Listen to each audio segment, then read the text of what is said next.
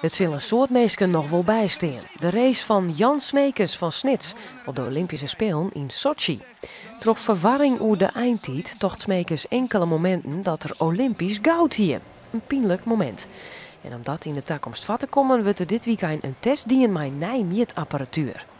Deze camera kan ook beelden opnemen met een hoge resolutie, in HD moet je dat zien, van 2000 beelden per seconde. Dus dat is 2 keer de nauwkeurigheid die we nodig hebben om een duizendste te meten.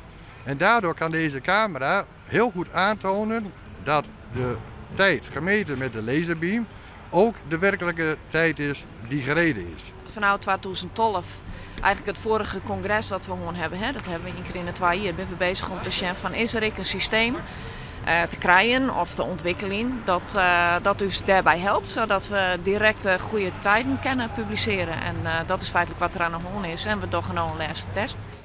Deze simmer wordt evalueerd op de nieuwe methode ik verder invierd werken. Mogelijk kinderen al van takkumseizoen al met de nieuwe camera werken worden.